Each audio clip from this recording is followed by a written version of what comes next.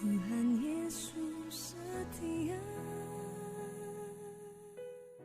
Shalom saudara-saudaraku yang kekasih di dalam Tuhan, selamat jumpa lagi. Ya, sudah sekian lama kita tidak berjumpa. Biarlah kasih karunia Tuhan, berkat Tuhan turun atas kita setiap pada kita anak-anaknya yang terus percaya kepada Tuhan, ya, dan tidak menjadi lemah karena keadaan. Seberat apapun ya beban hidup kita sampai hari ini, sekuat apapun godaan yang harus kita hadapi sampai hari ini, sekokoh apapun cobaan yang harus kita jalanin, sebesar apapun kegagalan yang kita rasakan, saudara tetap percaya Tuhan, ya, tetap percaya Tuhan, karena kasih Kristus tetap terus mengalir di dalam kehidupan kita. Ya, Tuhan Yesus sayang kita, mengasihi kita, Dia peduli kepada kita.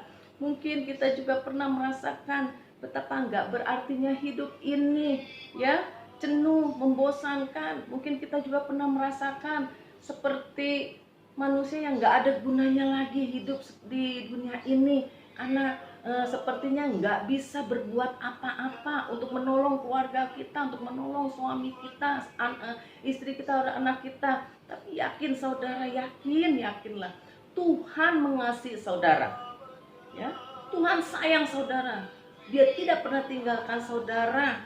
Karena semua itu terjadi dalam kehidupan kita, itu Tuhan punya rencana. Apa sih yang Tuhan inginkan supaya kita lakukan, supaya kita kerjakan yang Tuhan inginkan, bertindak sesuai yang Tuhan mau, saudaraku, ya. Jangan pernah kecewa, saudaraku, karena 2 Korintus 12 ayat 10 berkata, karena itu aku senang dan rela di dalam kelemahan, di dalam siksaan, di dalam kesukaran, di dalam penganiayaan dan kesesakan oleh karena Kristus.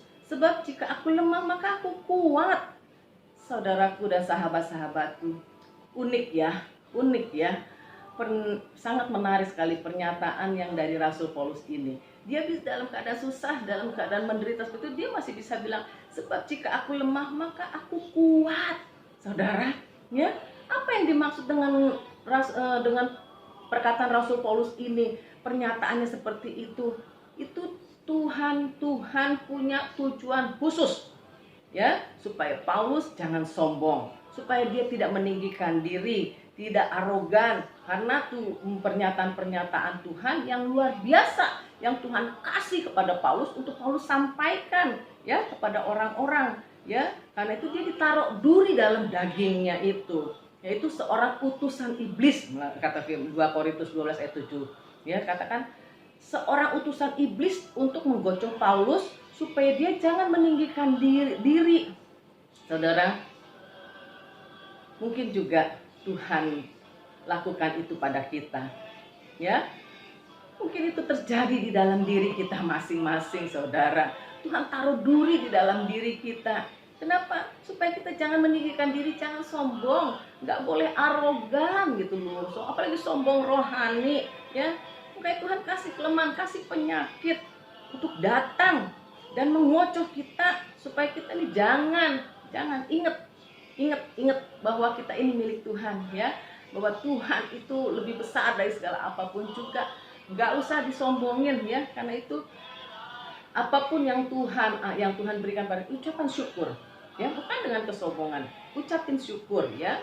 Karena kita berdoa pada waktu duri dalam daging itu kena ada dalam kita minta kelepasan, kita minta kesembuhan, kita minta pertolongan supaya Tuhan jawab, lepasin duri dalam daging ini Tuhan, penyakit ini Tuhan, kesusahan ini Tuhan, masalah ini Tuhan. Tapi ingat kembali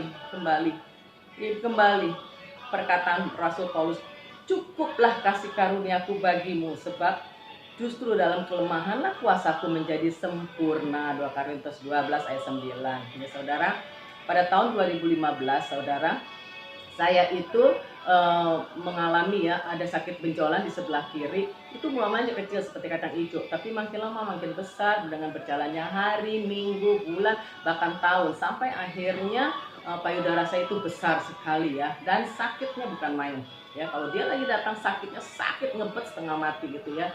Nah di situ waktu seperti itu saya nggak berdiam diri, saya pergi ibadah, cari mohon kesembuhan, urapan kesembuhan lah, apalah semua saya cari, bahkan perjamuan kudus saya cari yang benar-benar bisa ada memberikan healing kesembuhan. Ini saudara, tapi saya nggak dapatkan sampai payudara sebegini besarnya ya. Tapi itu puji Tuhan, saya dapatkan firman Tuhan di Mazmur 119 ayat 17 dan 18. Dia berbicara, dia katakan, lebih baik berlindung pada Tuhan daripada percaya pada manusia. Aku tidak akan mati tapi hidup, dan aku akan menceritakan perbuatan-perbuatan Tuhan. Tuhan telah menghajar aku dengan keras, tapi dia tidak menyerahkan aku kepada maut. Bahkan di ayat 8-nya dikatakan, lebih baik berlindung pada Tuhan daripada percaya kepada manusia. Saudara, saya bukan gak percaya kepada dokter, tapi karena saya sudah dapat firman-Nya ini, saya mau datang kepada Tuhan. Dari biji kecil sampai dia besar, saya menantikan. Saya katakan lebih baik jatuh di tangan Tuhan daripada jatuh di tangan manusia. Lebih baik saya biarkan, kalau memang saya harus mati, matilah. Karena saya katakan, saya ini sepertinya sudah gennya kanker ya, dari engkong papa saya, sakit kanker getah bening ya. Saya payudara sampai dibuang separuh, dan bahkan juga dari mami saya engku saya, adiknya engku getah bening, dia kemoterapi meninggal.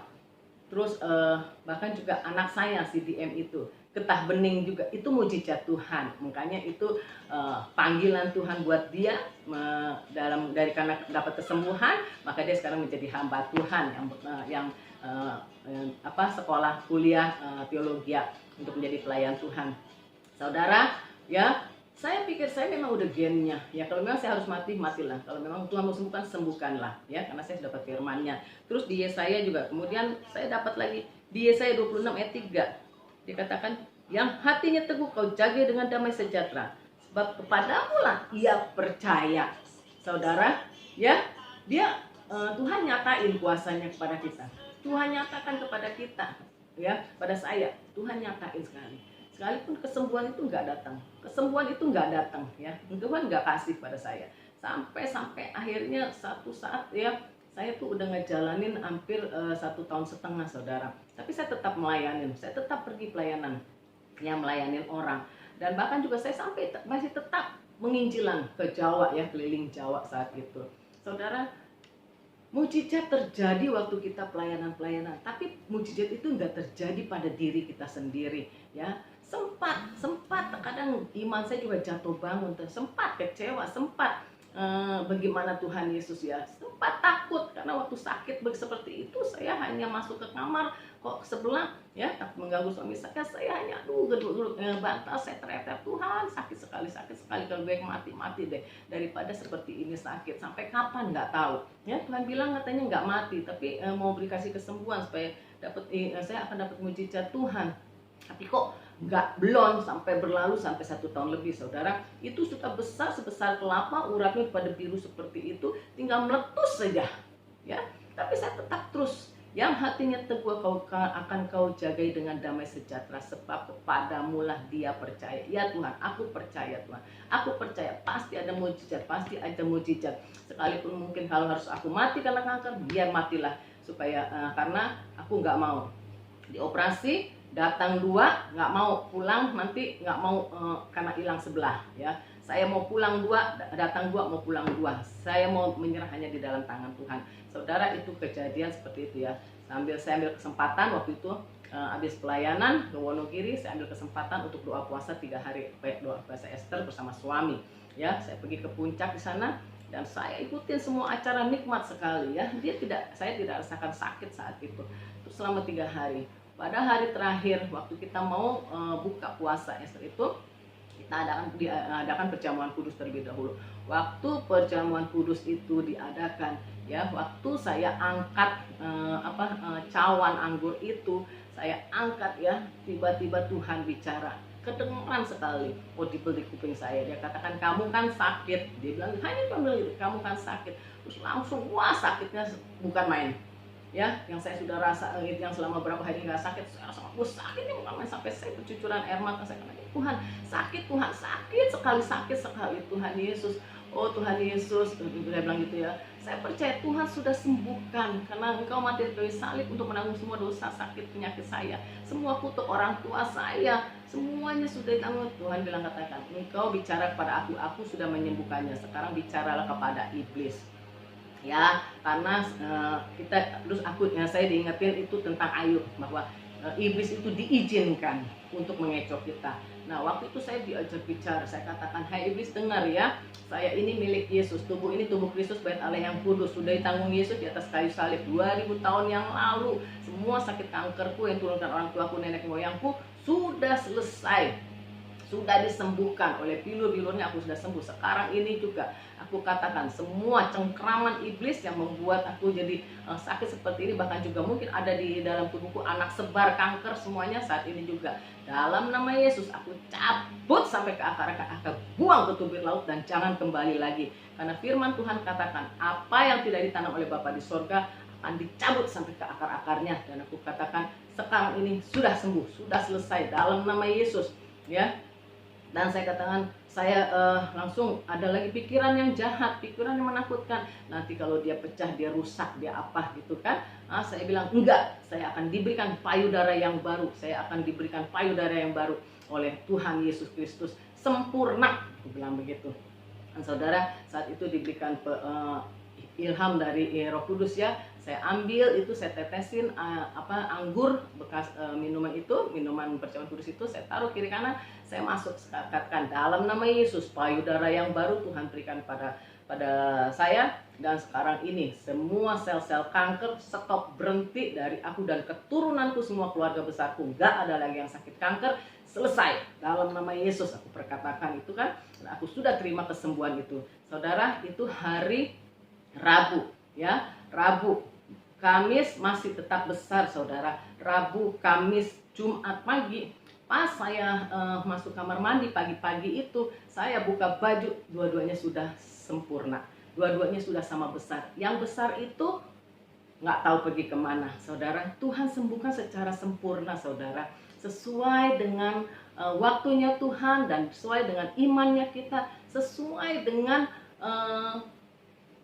apa yang Tuhan taruh dalam hati kita, apa yang kita mau, yaitu kesembuhan yang sempurna saudara. Karena itu jangan takut saudara, jangan khawatir saudara, jangan resah gelisah ya. Saya sudah ditolong Tuhan, ini kanker ya. Saya bilang saya akan mati di dalam tangan Tuhan. Karena itu saya lihat mujizat Tuhan sudah terjadi. Kanker vonisnya mati, mau di kemo diapain, sudah rambut rontok, badan pada sakit ya, kesembuhan itu belum, tidak akan terjadi 100%. Tetapi kalau Tuhan yang menyembuhkan, pasti. Itu tahun 2016 saya saya mendapatkan sakit itu. 2015, 2016, 2017 itu baru saya sembuh saudara. Dan sampai saat ini saya sehat sempurna ya. Saya baru mengerti bahwa saya dikasih sakit seperti itu untuk apa. Saya tinggal di Lipo, saya pelayanan di rumah sakit Siloam kepada pasien-pasien yang sedang menderita, bahkan juga kepada orang-orang yang sakit kanker. Saya katakan, dengan imanmu, bukan dengan dokter, bukan dengan obat-obatan, bukan dengan uangmu, mau pergi ke luar negeri manapun juga, kalau Tuhan tidak berkenan dan Tuhan tidak memberikan kesembuhan, kanker itu pasti mati ya. Kena kanker pasti mati. Tapi kalau Tuhan berkenan dan Tuhan nyatain kuasanya tanpa ke dokter pun, tanpa obat pun, dengan terus berdoa merendahkan di hadapan Tuhan, maka Tuhan akan jawab doa-doa kita. Tuhan akan memberikan kesembuhan yang sempurna.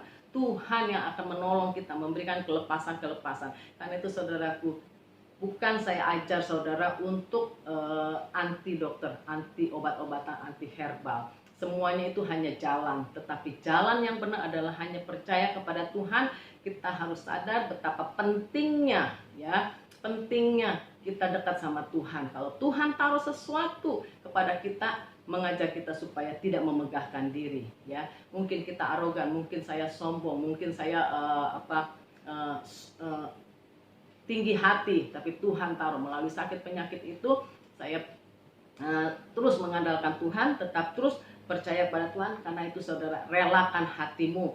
Kalau Tuhan sedang melakukan sesuatu yang membuat kamu untuk lebih baik, mungkin ya dalam keadaan apapun juga, ekonomi, keuangan, atau juga suami sedang jalan-jalan gitu kan ya, atau juga keuangan atau juga penyakit, tetap terus percaya ada kuasa Kristus Yesus Tuhan Jehovah Rafa yang sanggup memberikan kesembuhan bagimu, Jehovah Jireh yang sanggup mencukupkan semua kebutuhanmu. Bahkan juga Dia adalah Eroi, Allah yang menyediakan, asal saudara beriman teguh hanya kepada Yesus Kristus Tuhan yang gak pernah mengecewakan. Janjinya iya dan amin. Dia yang menjamin kehidupan kita, dan melalui semuanya itu iman kita, percaya kita semakin sempurna di dalam Yesus Kristus Tuhan, dan kita bisa menjadi saksi dimanapun kita berada, dan lihat kemuliaan Tuhan akan dinyatakan ya. Tuhan sendiri akan nyatakan, kita hanya merasakan, tetapi sesudah itu Tuhan yang menyembuhkan, Tuhan yang memulihkan, dan Tuhan yang memberkati kita. Karena itu sekali lagi saudara, jangan takut, jangan ambil jalan pintas dengan pergi ke tempat-tempat yang tidak-tidak, tapi tetap terus andalkan Tuhan sampai lihat janji Tuhan digenapi di dalam kehidupan kita, dan Tuhan sendiri akan memberkati kita. Jadilah saksi Kristus, sekali Kristus tetap Kristus, untuk kemuliaan Tuhan. Shalom.